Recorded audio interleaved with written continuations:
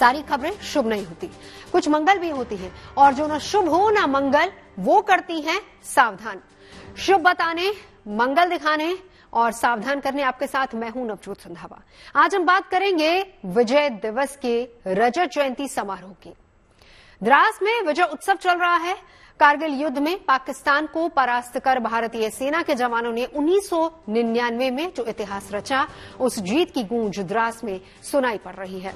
यहां सेना के बैंड की धुन के अलावा जवान अपने कौशल का प्रदर्शन भी कर रहे हैं, जिसमें आर्मी चीफ भी उनका हौसला बढ़ाते नजर आ रहे हैं। कल सुबह प्रधानमंत्री नरेंद्र मोदी भी द्रास पहुंचेंगे, जहां वो वीर शहीदों को श्रद्धांजलि देंगे। आज के अपने इस कार्यक्रम में हम जीएनटी की टीम के जरिए आपको लामुशन का दीदार भी करवाएंगे, जहां उन चोटियों को देखने के लिए शहीदों के परिवार वालों के अलावा कारगिल युद्ध में अहम भूमिका निभाने वाले योद्धा भी पहुंच रहे हैं। 1999 में कारगिल में हिंदुस्तान की सेना ने पाकिस्तान की सेना को मैदान छोड़कर भागने पर मजबूर कर दिया। 26 जुलाई 1999 को आधिकारिक रूप से कारगिल जंग के खत्म होने की घोषणा की गई, जिसको लेकर इस तारीख को विजय दिवस मनाया जाता है। पाकिस्तान पर दर्ज जीत के 25 साल पूरे होने पर द्रास में बड़े समारोह का आयोजन किया गया है, जिसमें शहीदों के परिवार भी शामिल हैं।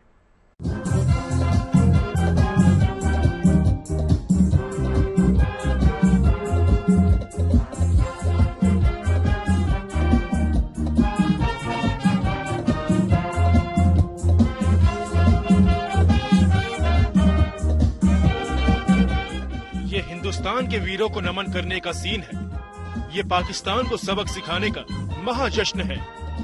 ये विजय दिवस महोत्सव की शानदार धुन है। कारगिल युद्ध में पाकिस्तान को परास्त करने के 25 साल पूरे होने पर द्रास में विजय दिवस का जश्न मनाया जा रहा है।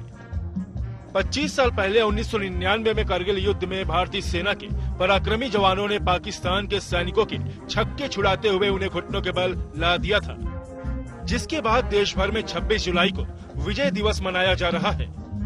इस साल का विजय दिवस रजत जयंती के चलते खास है, इसलिए द्रास में समारोह भी बहुत विशेष है।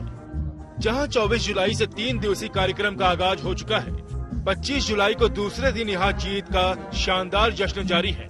इस विजय उत्सव समारोह में सेना के बैंड की शानदार धुन हर किसी को फख्र से सराबोर कर रही है।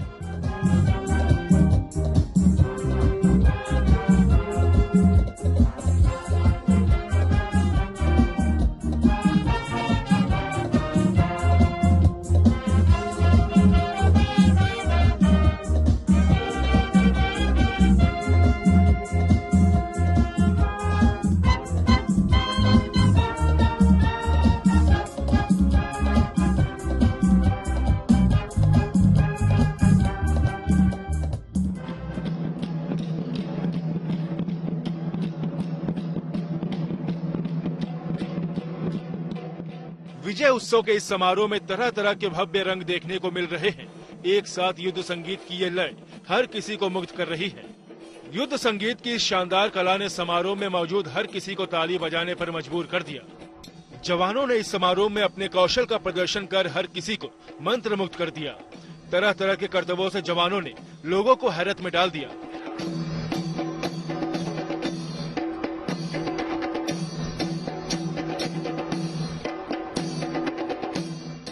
विजय दिवस की रजत जयंती पर आयोजित इस कार्यक्रम में सेना प्रमुख जनरल उपेंद्र द्विवेदी भी शामिल रहे।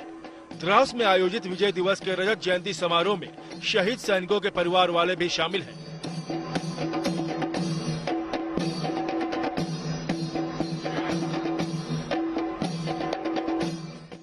देश के लिए जान न्यौछावर करने वाले अपने जवानों पर हर कोई फक्र महसूस कर रहा है। ये उन्हीं वीर योद्धाओं के परिवार वाले हैं जिनके घर के चिराग ने कारगिल युद्ध में पाकिस्तानी सैनिकों के पसीने छुड़ा दिए थे।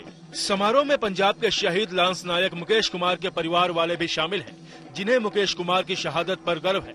हालांकि उनकी कमी का एहसास परिवार को होना तो स्वाभाविक है।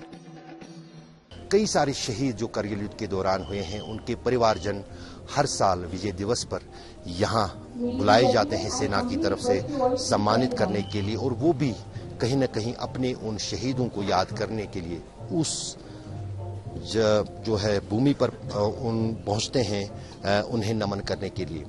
ऐसा ही एक शहीद था मुकेश कुमार, पंजाब का रहने वाला। उनकी माताजी, उनकी बेटी और उनकी पत्नी यहाँ तीनों ये परिवार, उनके शहीद के परिवार के 3 लोग जो हैं आज इस रजत जयंती पर द्रास करगिल आए हैं। बहुत कुछ हमें दिखा रहा वो, लेकिन वो नहीं हमारे पास है। बहुत दुख होता है, हमने कभी ये जगह देखी नहीं थी जो अब देख रहे हैं। गर्व तो हमें बहुत है, लेकिन छुपा नहीं सकते हम। जब भी उनके बारे में सोचते हैं तो रोना आ ही जाता है आंखों से, पानी तो आता है आंखों से। वो नहीं हमें मिलते, बाकी सभी मिल रहे हैं पर वो नहीं हमें दिखाई दे रहे हैं। ऐसे ही भावुक पल होते हैं उन सभी शहीदों के, उनके परिवारों के, जो देश के लिए बलिदान देते हैं, और इससे बड़ा बलिदान कोई नहीं होता है। विजय दिवस के कार्यक्रम में कारगिल युद्ध में शहीद कई वीर योद्धाओं के परिवार वाले शामिल हैं। उन्हीं में से एक परिवार है कैप्टन जेरी प्रेमराज का। कैप्टन जरीराज भी एक कैप्टन थे जिन्होंने करगिल युद्ध के दौरान शहादत पाई। उनके भाई और उनकी माता जो हैं यहाँ आज 25वें करगिल विजय दिवस पर उनको श्रद्धांजलि देने के लिए यहाँ करगिल द्रास में आए हैं। जुलाई 6 तारीख का नाइट में .4875 नियर टाइगर हिल उधर का अटैक में उन्हें 5 मशीन गन बुलेट लगा। उनका साथ 2 बंदे थे, उनको उन्होंने बचाया, इसलिए उन्हें वीर चक्र मिला।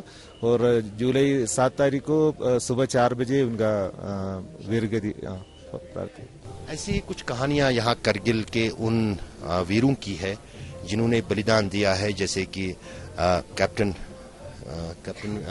आर जरी जो थे, शादी को मात्र 40 दिन हुए थे जब वो करगिल युद्ध में आए थे और यहाँ पर अपनी शहादत देकर देश के लिए जो है बलिदान दिया। ऐसी कई सारी कहानियां यहाँ पर, कई सारे परिजन जन हैं जो है रिश्तेदार हैं, उन सभी शहीदों के जो श्रद्धांजलि देने के लिए अपने बच्चों को, अपने उन शहीदों को हर साल आते हैं। लेकिन अब की बार 25 साल अब करगिल युद्ध के हो चुके हैं, तो अब 25वीं रजत जयंती पर भी उनको नमन देने के लिए और उनको जो है श्रद्धांजलि देने के लिए ये परिवारजन यहाँ द्रास करगिल पहुंचे हैं। पूरा देश कारगिल युद्ध में शहीद हुए पराक्रमियों को नमन कर रहा है। कारगिल वार मेमोरियल के बगल में ये वीर भूमि है। यहाँ पर आप देख सकते हैं कि जितने भी नेम प्लेट हैं अलग अलग सेना के जवानों, अधिकारियों और अफसरों के हैं, उनको सम्मान के लिए यहाँ वार मेमोरियल के बगल में ये वीर भूमि बनाई है, जो 1948 से लेकर आज तक जो भी इस करगिल और लद्दाख क्षेत्र में, खासतौर से करगिल सेक्टर में जो सेना के जवान या अफसर शहीद होते हैं, उनका नेम प्लेट यहाँ इस वीर भूमि में लगाया गया है। इससे यहाँ वीर भूमि बनाने का मकसद यही था कि अगर कोई भी श्रद्धांजलि देने के लिए करगिल के शहीदों के लिए यहाँ पहुंचे तो वो कहीं ना कहीं उन शहीदों, सेना के उन जवानों को भी, वीर जवानों को भी नमन करे जो करगिल की में अलग अलग लड़ाइयों के दौरान जिन्होंने शहादत पाई, जो देश के लिए शहीद हुए। कारगिल युद्ध में भारतीय सेना ने एक बार फिर पाकिस्तान के नापाक इरादों को कुचलकर वीरता का अद्भुत परिचय दिया था। 26 जुलाई 1999 को आधिकारिक रूप से कारगिल युद्ध के समाप्त होने की घोषणा की गई थी। इसलिए हर 26 जुलाई को विजय दिवस मनाया जाता है। इस साल रजत जयंती के अवसर पर 26 जुलाई को प्रधानमंत्री नरेंद्र मोदी भी द्रास में होंगे।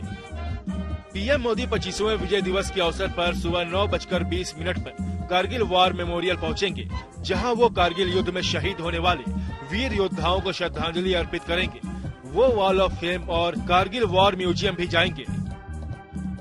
अब की बार सिल्वर जुबली सेलिब्रेशंस को लेकर, रजत जयंती को लेकर प्रधानमंत्री स्वयं द्रास के करगिल वार मेमोरियल पर शहीदों को श्रद्धांजलि देने के लिए यहाँ द्रास करगिल पहुंच रहे हैं, जिसके लिए व्यापक तौर पर तैयारियां की गई हैं। विजय दिवस के रजत जयंती समारोह को लेकर द्रास में सुरक्षा के पुख्ता इंतजाम है। प्रधानमंत्री मोदी के पहुंचने को लेकर इस पर और विशेष ध्यान दिया जा रहा है। द्रास से अशरफ वानी के साथ bureau report, good news today.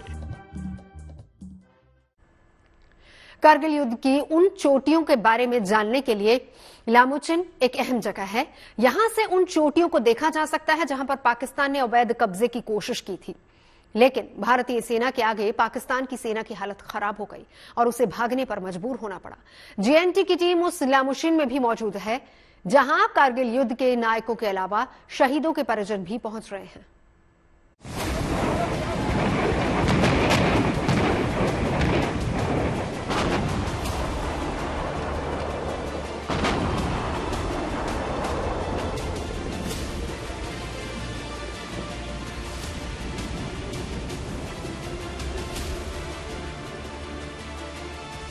1999 में पाकिस्तान ने जो पाप किया था उसकी उसे भारतीय सेना ने ऐसी सजा दी जिसे भूलना उसके लिए मुश्किल ही नहीं बल्कि नामुमकिन है। कारगिल के द्रास इलाके की ये ऊंची खूबसूरत चोटियां भारतीय सेना के जवानों की बहादुरी की गवाह हैं। कारगिल युद्ध में पाकिस्तान को मिली करारी पराजय के बाद से लामोचीन की चोटी को देखने उन शहीदों के परिवार वाले भी पहुंच रहे हैं जिन्होंने देश की रक्षा के लिए अपनी जान की बाजी लगा दी। लामाचिन व्यू पॉइंट एक भारतीय सेना की तरफ से एक ऐसी जगह बनाई गई है जहां से कारगिल युद्ध की हर एक चीज पर नजर रहती है और साथ ही साथ उस 25 साल पहले लड़े गए युद्ध के हर एक उस लड़ाई के मैदान को परखा जा सकता है। यहाँ पर हम अपने कैमरे से आपको दिखाने की कोशिश करेंगे। वो जो बीच में वो गांव एक है, आखिरी गांव है भारतीय इलाके का, मशकू गांव। और 25 साल पहले यहाँ तक पाकिस्तानी घुसपैठी और पाकिस्तानी सेना आई थी, यहाँ तक कि तब पाकिस्तान के जो सेना प्रमुख परवेज मुशर्रफ थे वो भी इस गांव में आए थे। 1999 में पाकिस्तानी सेना ने धोखे से कारगिल क्षेत्र की ऊंची चोटियों पर घुसपैठ को अंजाम देने की कोशिश की थी। जब कारगिल की लड़ाई हुई थी तब यहाँ सेना के अधिकारी आते थे देखने के लिए कि किन पहाड़ियों पर पाकिस्तानी आज जमे हुए हैं, क्योंकि यहाँ से एक तरह से एक बर्ड्स आई व्यू मिल जाता है। ठीक मेरे पीछे वो तोलोलिंग है, तोलोलिंग के बाद 0.5140, उसके बाद वहाँ पर 4700 गन हिल, उसके बाद वो जो आप पहाड़ी देख रहे हैं वो टाइगर हिल है और उसके बगल में बत्रा टॉप। लेकिन ये आज महत्वपूर्ण क्यों है? क्योंकि जो वीर वहाँ लड़े थे उनके परिवार, जो वीर शहीद हुए थे उनके परिवार, उनको दिखाने के लिए कि वो वीर गति कहाँ उन्होंने प्राप्त की। तो यहाँ पर हम लामोचिन व्यू पॉइंट पर है और लामोचिन व्यू पॉइंट पर देखते हैं यहाँ पर कारगिल के वो सभी वीरों के परिवार इकट्ठा होंगे और उन्हें वीरता की वो कहानी एक बार फिर सुनाई जाएगी। 1999 में पाकिस्तानी सेना ने धोखे से Batra peak, Tiger Hills, Mushkoh valley, Tololing peak, इन सभी चोटियों पर कब्जा कर लिया था, जिसके बाद भारतीय सेना के जवानों ने शौर्य और पराक्रम के दम पर सभी चोटियों से पाकिस्तानी सेना को पीछे धकेल दिया। उन्हीं वीर जवानों में एक थे कैप्टन विक्रम बत्रा, जिनके जुड़वा भाई भी विजय दिवस के रजत जयंती के मौके पर एक बार फिर लामोचीन पहुंचे। 18 जुलाई को सुबह हमने 8 बजे चढ़ाई शुरू करी थी and it is a very very steep, very very inhospitable weather. पूरा 3 घंटे जब तक हम ऊपर चढ़ाई कर रहे थे, इट केप्ट ऑन स्नोइंग। और मुझे वहां जाके पता लगा रियलिटी में कि क्या हमारे वीर बहादुर सैनिकों विक्रम बत्रा और कैप्टन सिमरजीत जवान ने जब ये मिशन कैप्चर किया होगा तो क्या ही बहादुरी रही होगी उन दोनों की। सही बात है, आप ये कह रहे हो, मेरे रोंगटे खड़े हो रहे हैं। विक्रम बत्रा जिन्होंने उस जीत के बाद बोला था ये दिल मांगे मोर, और कैप्टन जामवाल जिन्होंने कहा था ओ या। और वो ओ या जब कौंधा था वायरलेस पर, हम लोग उस समय द्रास में ही थे। जब वो जीत की खुशी के बारे में पता चला तो पूरी सेना ने यहाँ पर बहुत बहुत प्रसन्न हुई थी। 0.4875 यानी बत्रा टॉप कारगिल की वो चोटी है जिस पर कैप्टन विक्रम बत्रा के अदम्य साहस और बलिदान की गर्व से भर देने वाली कहानी दर्ज है। उनके सम्मान में ही इस पॉइंट का नाम भी बत्रा टॉप रखा गया है। विक्रम बत्रा की तरह ही कारगिल युद्ध में देश के लिए जान न्यौछावर करने वाले कई शहीदों के परिवार वाले उस जगह का दीदार करने पहुंच रहे जहां पाकिस्तान ने गुस्ताखी की कोशिश की थी।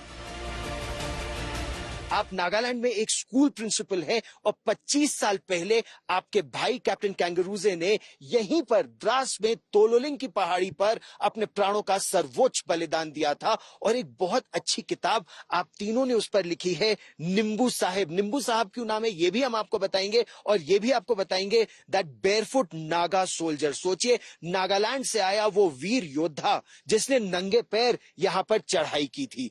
तो एकदम से जब वो चले गए और उनका मेरी पढ़ाई के ऊपर बहुत प्रभाव था, तो मुझे और कुछ अगर करना होता भी तो बताने वाला कोई नहीं था अब, क्योंकि एक वही थे और उनकी जो आखिरी चीज बताई हुई मुझे वही याद थी कि वो चाहते थे कि मैं डॉक्टर बनूं। ऐसी कहानियां जो अननोटिस्ड चली जा रही हैं और क्योंकि हम लोग भूल जाते हैं कि जब वॉर पे सोल्जर अपनी जान देते हैं तो उनकी फैमिलीज पीछे रह जाती हैं और उनके लिए अलग एक वॉर शुरू हो जाती है।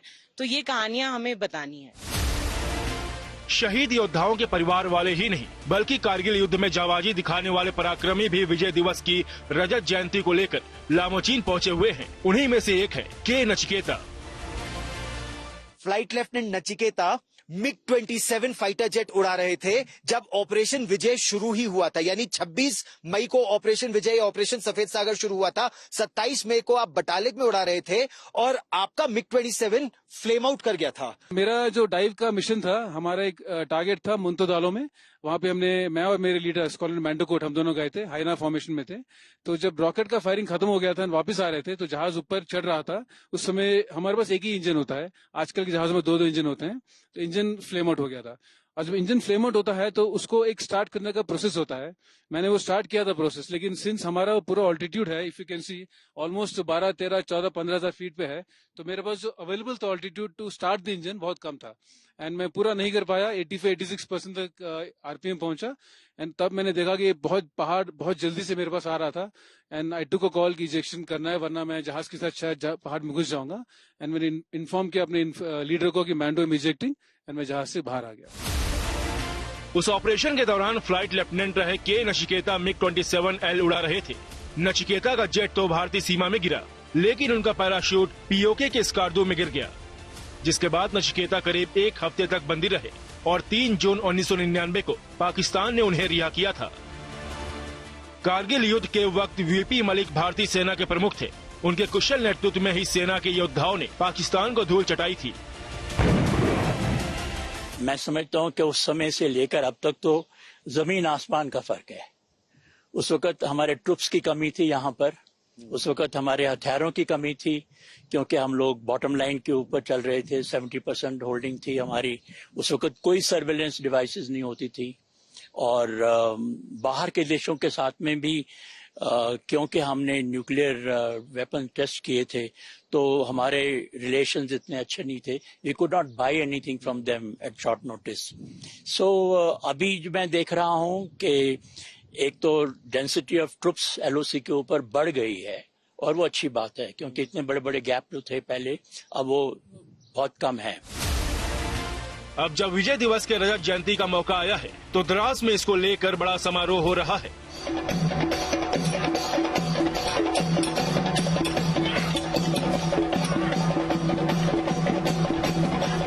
द्रास में दिग्गजों की मौजूदगी है। सभी उस कारगिल युद्ध की यादों को ताजा कर रहे हैं और देश के लिए शहीद होने वाले वीर सपूतों को नमन कर रहे हैं।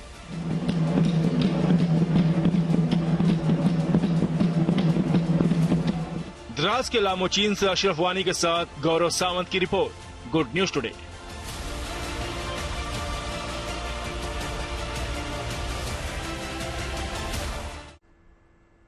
कारगिल युद्ध में पाकिस्तान को हिंदुस्तान के जवानों ने बड़ा सबक सिखाया। 1999 में हुए उस युद्ध में कई योद्धाओं ने बड़ी भूमिका निभाई। ऐसे ही कई योद्धाओं से द्रास में हमारी टीम ने खास मुलाकात की। उन सब ने कारगिल युद्ध के उन पलों को याद किया जब पाकिस्तान ने गुस्ताखी की थी और इन योद्धाओं ने उस वक्त उसके होश फाख्ता कर दिए थे।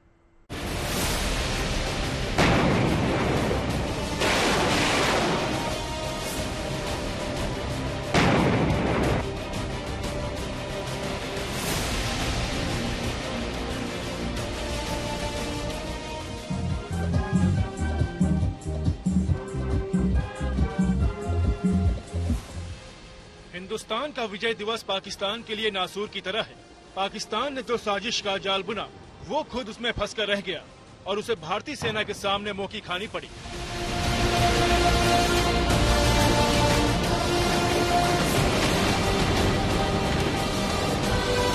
कारगिल युद्ध के दौरान अपनी अभूतपूर्व वीरता का परिचय देने वाले कई योद्धा भी द्रास में मौजूद हैं, जहां विजय दिवस का रजत जयंती समारोह चल रहा है। उन्हीं योद्धाओं में एक नाम है रिटायर्ड ब्रिगेडियर कुशाल ठाकुर।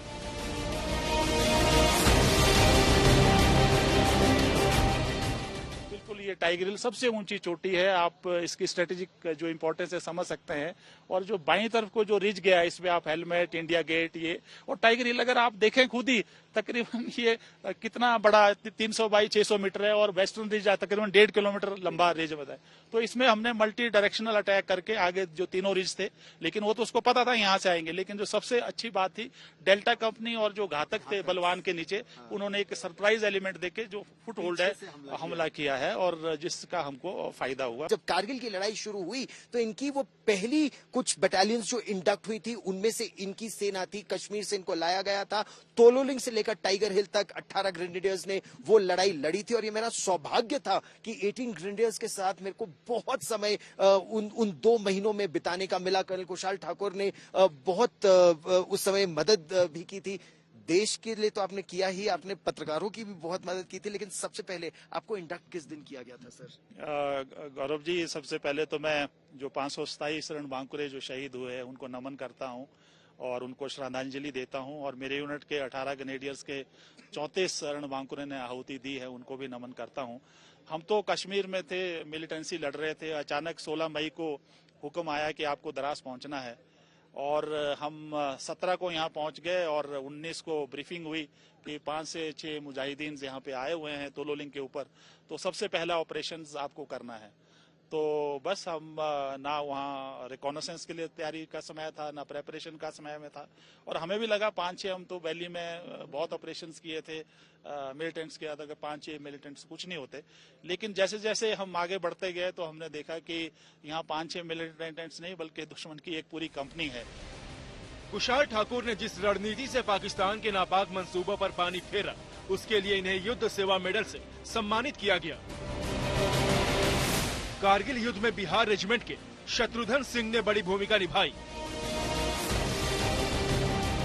जब बटालिक सेक्टर में फर्स्टली ये मैसेज था कि कुछ उग्रवादी हमारे बटालियन पोस्टों के ऊपर आके बैठे हुए हैं, तो फर्स्ट अटैक जो गया था उसमें मैं गया था और उसमें हमारे साथ 4 लोग शहीद हुए थे। मैं 3 पाकिस्तानियों को मार के तीनों का आई कार्ड, पे बुक और एजीएल का प्रेसी लेकर के इंडिया में जब वापस आया 11 डेज के बाद, without food and water, treatment कुछ भी नहीं, बैंडेज पट्टी कुछ नहीं था, और 11 दिन के बाद अपने पोस्ट पर आकर के मैं जब वो दिया डॉक्यूमेंट, तो ये साबित हो गया कि ये पूरे रेगुलर आर्मी के लोग लड़ रहे हैं। कारगिल युद्ध में लद्दाख स्काउट्स ने भी अहम भूमिका निभाई थी। हमारे साथ ऑनरेरी कैप्टन हैं जयपाल जी, जो कि ताशी के नाम से ज्यादा मशहूर हैं। ताशी जी, आप मुझे बताइए, करगिल युद्ध में आपको सम्मानित किया गया, करगिल युद्ध के बारे में आपको कब पता चला, आपकी तैनाती कहां पर हुई? मैं इंडोज विंग में था। लद्दाख सिकोट का एक केके विंग, एक इंडोज विंग होता था। इंडोज विंग में था। हमको आदेश मिला कि घुसपैठ पाकिस्तान के काफ़ी दराज से लेके पटालिक सेक्टर पे आया हुआ है, वहाँ उनको निकालने के लिए हमको टास्क मिला। वहाँ से इंडोज विंग से हम बटालिक में आया था। बटालिक में आने के बाद हमें लगा पूरा दुश्मन जितना भी ऊंचे ऊंचे पहाड़ी पे था वो आया हुआ था, उनको हमने छेड़छाड़ नहीं किया। हम लास्ट तक गया नाले से, और लास्ट वाले को हमने अटैक करना शुरू किया। 4 अटैक में मैं खुद था। तो हमने 6 जुलाई को हमने डॉक हिल पे अटैक किया था। डॉक हिल में हमने दुश्मन का 5 जवान मार गिरा और सिपाही हुनर से हमने जिंदा पकड़ा। मेरा साथ 20 जवान था अटैक में। मेरा जवान भी 5 शहीद हुआ। मैं खुद को 2 गोली लगा। दुश्मन का हमने UMG 3 पकड़ा, पाकिस्तान पोक रेपल 5 पकड़ा और 40 में मोटर 2 पकड़ा। कारगिल युद्ध में दिखाए गए पराक्रम के लिए ताशी छेपाल को वीर चक्र से सम्मानित किया गया। ऐसे ही कई योद्धाओं ने अपने शौर्य और पराक्रम की बदौलत पाकिस्तानी सैनिकों को भागने पर मजबूर कर दिया। उन सभी योद्धाओं पर पूरा देश फख्र महसूस कर रहा है। द्रास से गौरव सावंत के साथ अशरफ वानी की रिपोर्ट, गुड न्यूज टुडे। उम्मीद है आपका दिन शुभ रहा होगा। कल की मंगल कामना के साथ आपको रहना है सावधान भी। अभी के लिए मैं नवजोत रंधावा आपकी शुभ रात्रि की कामना करती हूँ।